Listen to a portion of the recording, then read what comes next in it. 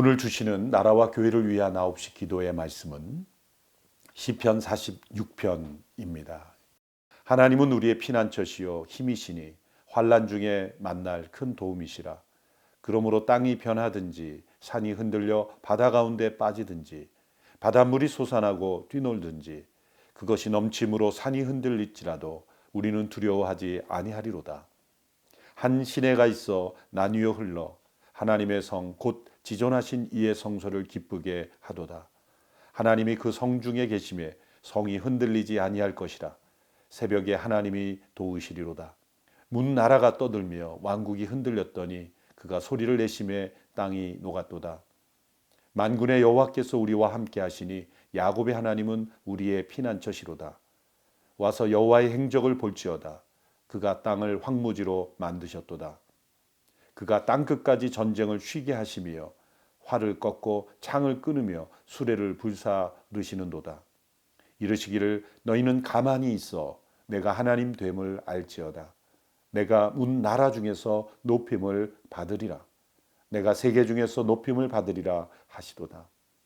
만군의 여호와께서 우리와 함께 하시니 야곱의 하나님은 우리의 피난처시로다. 때로 우리는 환난을 없게 해달라고 기도할 수 있습니다. 하나님은 그러한 기도조차 기뻐하십니다. 하나님 나의 평생에 환난이 없게 하소서. 하나님은 그 기도를 결코 이기적인 기도라 말씀하지 않습니다. 또한 하나님은 그 기도를 응답하시는 하나님이십니다.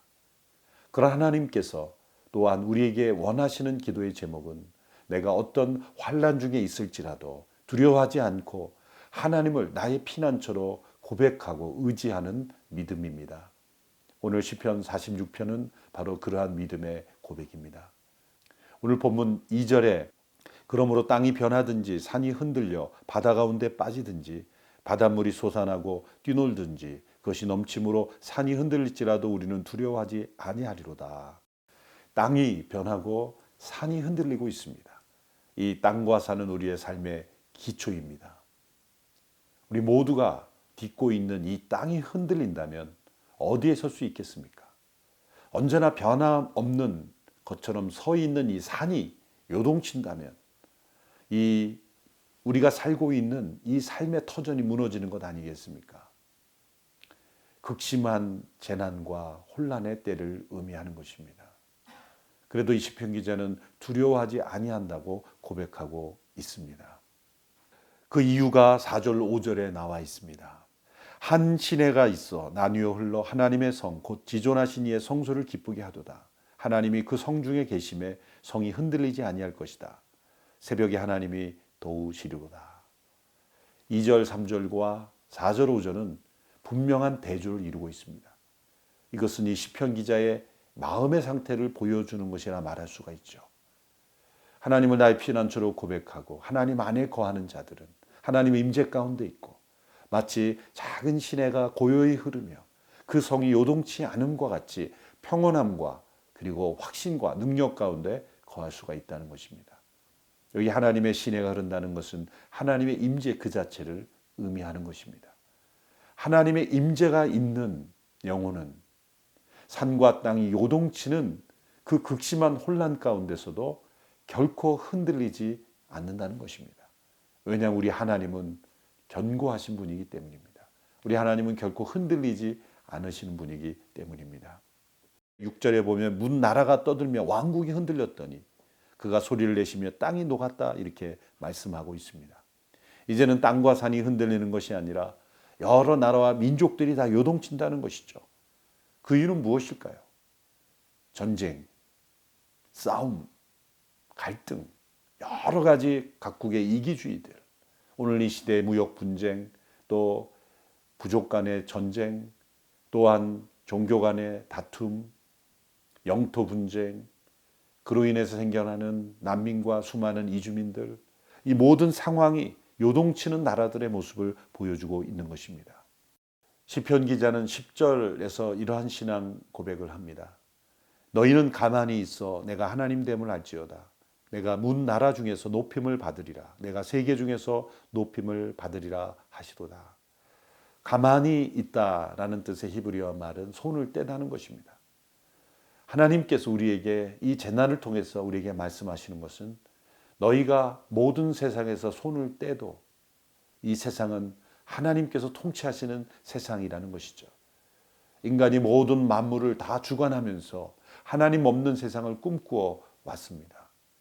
그러나 하나님께서 한 번 소리를 발하시면 우리는 가만히 있을 수밖에 없습니다.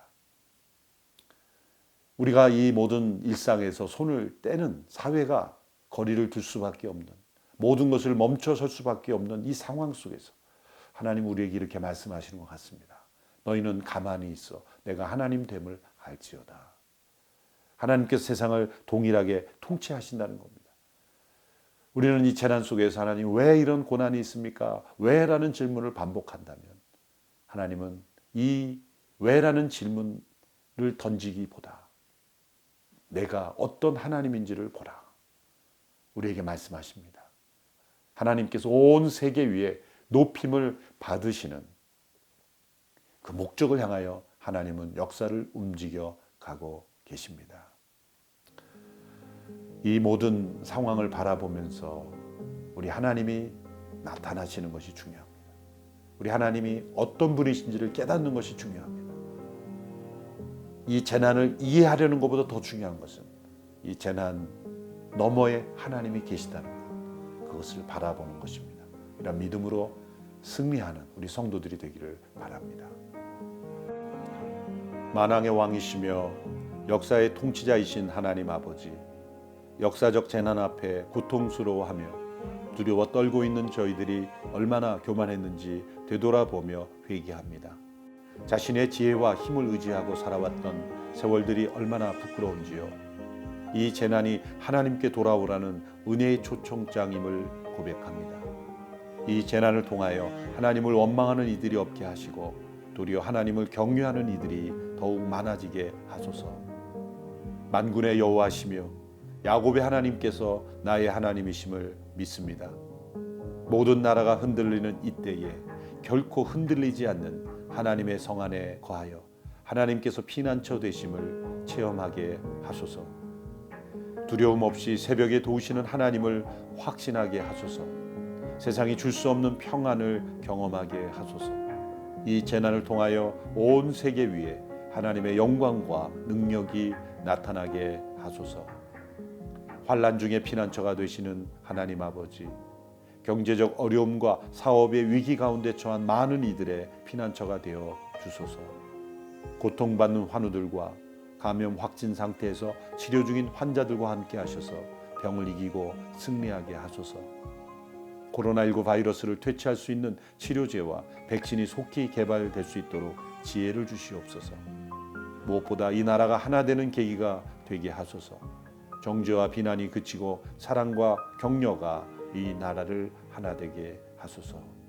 예수님의 이름으로 기도드립니다. 아멘.